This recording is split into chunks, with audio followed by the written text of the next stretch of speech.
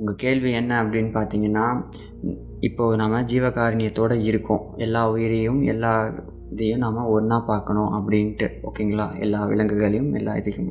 So அப்படி இருக்கிற சமயத்தில் சில பூச்சிகள், நம்மளை கடிக்கிற கொசுக்கள், சில வீட்டில் இருக்கிற சில இன்ஸ்டிக்ட், அந்த மாதிரியான சில இதெல்லாம் இருக்கே. இதெல்லாம் நம்ம எப்படி பார்க்குறது, எப்படி சமாளிக்கிறது, அதை எப்படி கடக்கிறது அந்த இடத்துல ஜீவகாருண்யத்தை அப்படின்னு நீங்கள் கேட்டுட்ருக்கீங்க. அது எனக்கு புரியுது. Okay, fine.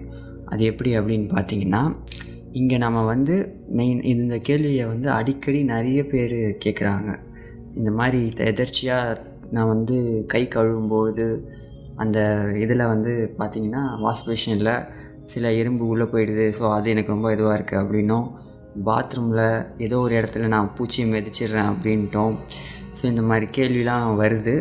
ஸோ இந்த மாதிரி கேள்விலாம் கேட்கும்போதே எனக்கு ரொம்ப ஒரு வகையில் மகிழ்ச்சியாக இருக்குது. ஏன்னா அந்த கொல்றதுனால இல்லை, இப்படிப்பட்ட ஆன்மாக்களும் இந்த காலத்தில் வாழ்ந்துக்கிட்டு இருக்குது. ஏன்னா இங்கே ரொம்ப மோசமான காலம் அப்படி இப்படின்னு சொன்னாலும், இந்த மாதிரி ஒரு பூச்சிக்கும் சரிசமமான ஒரு இரக்கம் காட்டுற ஆன்மாக்களும் இதே யுகத்தில் இதே காலகட்டத்தில் இருக்கீங்க அப்படின்னும்போது அதெல்லாம் கேட்க தெரிய வரப்போ ரொம்ப மகிழ்ச்சியாக இருக்குது. ஸோ அதை நான் இங்கே முதல்ல பதிவு பண்ணிக்கிறேன். இப்போ டாபிக்கு இந்த விஷயத்துக்குள்ளே போகணும் அப்படின்னு பார்த்திங்கன்னா, நம்ம இந்த உடம்பு அப்படின்ற ஒரு பாத்திரத்தை நம்ம சுமந்துட்டுருக்கோம்.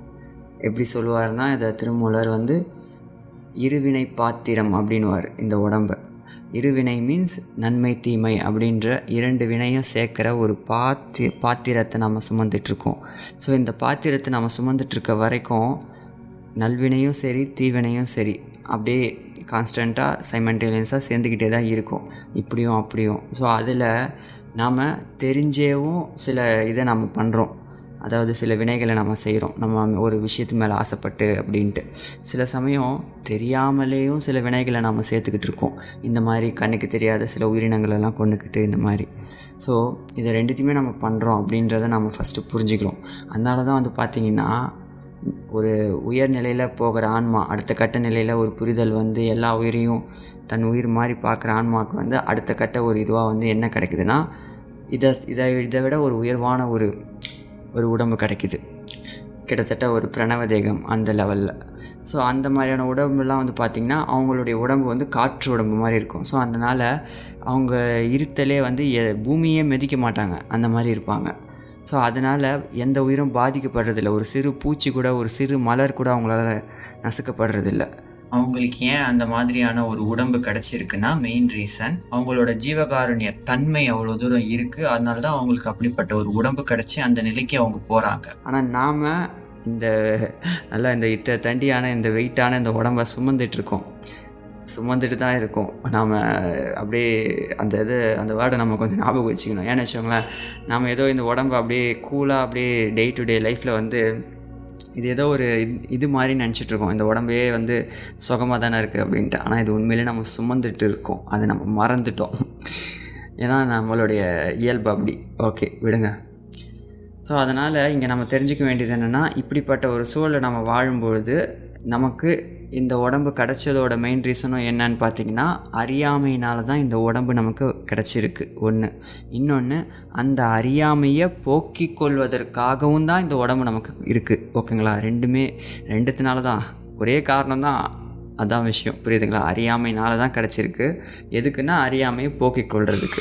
ஸோ அந்த அறியாமையை போக்கிக் கொள்கிற நேரத்தில் நாம் நம்மளை அறியாமலே இந்த மாதிரியான சில விஷயங்கள் நடக்க தான் செய்யும். இந்த மாதிரி நம்ம நடக்கிற நேரத்தில் இந்த மாதிரி ஒரு தெரியாதனமாக யாருக்கோ துன்பம் அளிக்கிற மாதிரி கொடுக்குற மாதிரியோ, அந்த பூச்சிகளை இந்த மாதிரி நம்ம காலில் படுற மாதிரியான சூழல்லாம் ஏற்பட தான் செய்யுது. ஏன்னா அது நம்ம வேணும்னு பண்ணலை, ஆனால் அந்த மாதிரி நடந்துடுது, அதானே நடக்குது. ஸோ அப்போ நாம் என்ன பண்ணலாம் அதுக்குன்னு வள்ளலார் சொல்லியிருக்காருன்னு பார்த்திங்கன்னா, இறைவனுடைய நாமத்தை தொடர்ச்சியாக சொல்கிறதும், இறை சிந்தனையில் இருக்கிறதும், அதே மாதிரி இறைவனோட அந்த அருளாளர்களுடைய பாடல்களை பாராயணம் செய்கிறதின் மூலமாக அப்படிப்பட்ட பாவங்களினுடைய தாக்கம் குறைக்கப்படுது அப்படின்னு சொல்கிறாரு. ஸோ அங்கே என்னென்னா குறைக்க தான் படுது, ஓகேவா? அப்படியே அது இதாக்கப்படுறதில்ல, அப்படியே மன்னிக்கப்பட்டு அப்படியே இது பண்ணுறதில்ல, குறைக்கப்படுது. ஸோ அது அதோட தாக்கம் நமக்கு குறைக்கப்படுது. ஏன்னா நாம் ஒன்றுமே முழுமையான அறிவு பெறலை. ஸோ முழுமையான அறிவு பெறாத வரைக்கும் இந்த மாதிரியான நிகழ்வுகள் நடக்க தான் செய்யும். அது இறைவனுக்கே நல்லா தெரியும். ஸோ அதனால் நாம் என்ன பண்ணணும்னா, இந்த மாதிரி நாம் பாராயணத்திலையும் இறை சிந்தனையிலுமே இருக்கும்போதும் இறைவனுடைய நாமத்தை தொடர்ந்து சொல்கிறதன் மூலமாக அதனோட பாதிப்பு நமக்கு குறைக்கப்படுது. ஸோ அப்படி குறைக்கப்படுற நேரத்தில் குறைச்சிட்டு இறைவன் அப்படியே குறைச்சிடுறா. இது ஏன் இப்படி இந்த ப்ராசஸ் நல்லா புரிஞ்சுக்கணும். ஓகே, நீ மெதி, ஆனால் என் பேரை சொல்லு, ஒன்றும் பிரச்சனை இல்லைன்ட்டு இறைவன் சொல்லலை.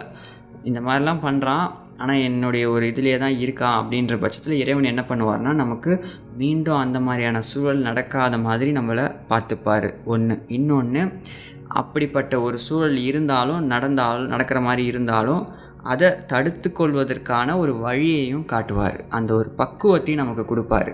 அதை மிதிக்காமல் போகிறதுக்கான ஒரு பொறுமையையும் ஒரு தெளிவையும் ஒரு கான்ஷியஸ்னஸையும் அவர் கொடுப்பார். புரியுதுங்களா? அது எப்போன்னா நாம் நல்ல இறை சிந்தனையோட ஜீவகாருண்யத்திலே இருக்கும்போது, அந்த இதிலே இருக்கும்போது இது நமக்கு கிடைக்கும். ஸோ அந்த ஒரு தெளிவும் பக்குவமும் கான்ஷியஸும் நமக்கு கிடைக்கிறப்போ நாம் மீண்டும் அந்த மாதிரியான நிகழ்வுகளை இது பண்ண மாட்டோம், நிகழாது நம்ம லைஃப்பில். ஓகேங்களா? ஸோ இப்போ இந்த மாதிரி நிகழுதுன்னா நம்ம என்ன பண்ணணும்னா நம்மளுடைய ஒவ்வொரு அசைவுகளையும் நாம் அதாவது என்ன சொல்கிறது, உன்னிப்பாக பார்த்து நாம் அதை பண்ணுறது ரொம்ப அவசியம். ஏன்னா எதற்காக அந்த உன்னிப்புத்தன்மை நமக்கு வேணும்னா, ஏன்னா அதில் நம்மளுடைய தனிப்பட்ட நன்மை மட்டும் அடங்கி இல்லை, மற்ற உயிர்களினுடைய நன்மையும் அதில் அடங்கி இருக்குது. பிகாஸ் ப்ரெசண்ட்டில் நம்ம வாழணும். அப்படி பண்ணும்போது நம்ம ப்ரெசண்ட்டில் வாழ்ந்தால் தான் அதை பண்ண முடியும். ஸோ அங்கே நமக்கு ப்ரெசண்ட்டில் இருக்கிறதுக்கான ஒரு கான்ஷியஸ்னஸ் நமக்கு கிடைக்கிது, ஒரு காரணம் நமக்கு கிடைக்கிது. நான் இப்போ ப்ரெசண்ட்டில் இல்லைன்னா அது எனக்கும் பாதிப்பாக இருக்குது, அதே சமயம் மற்ற உயிர்களுக்கும் இது பாதிப்பாக அமையுதுன்னு தெரிய வரப்போ நம்ம ப்ரெசண்ட்டில் இருக்கிறதுக்கான ஒரு வேல்யூவேஷன் கிடைக்கிது. ஸோ நம்ம இருக்கணும். புரியுதுங்களா? நம்மளுடைய ஒவ்வொரு அசைவையும் ஓகே நான் அதை அசைக்க போகிறேன் அப்படின்ற அந்த ஒரு கான்ஷியஸ்னஸோடு நம்ம உடல் அசைவுகளை செய்யணும். ஸோ அப்படி செய்கிறதன் மூலமாக நாம் இந்த மாதிரியான விஷயங்களை தவிர்க்கப்படும்.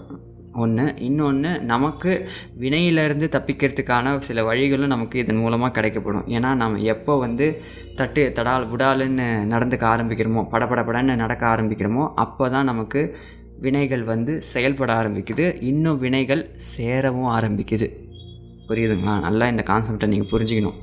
நம்ம ஒரு கான்ஷியஸ்னஸ்ஸே இல்லாமல் ஒரு செயலை தடால் புடால்னு உடம்பை அசைக்கிறதும் பொருளை நகர்த்துறதுமா இருக்கும்போது தான் வினைகள் நமக்கு கூடுதலாக சேருது. ப்ளஸ் நமக்கு சேர்த்து வச்ச கர்மா அங்கே தான் செயல்படுது.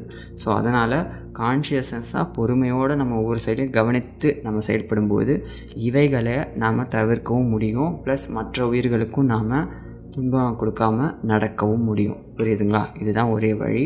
அதே சமயம் இறைவனோட சிந்தனையும் இறைவனின் அருளாளர்கள் எழுதின அந்த இதை பாராயணம் பண்ணுறதும் தான் இதிலேருந்து நம்மளை காத்துக்கொள்வதற்கான ஒரு வழி. புரியுதுங்களா?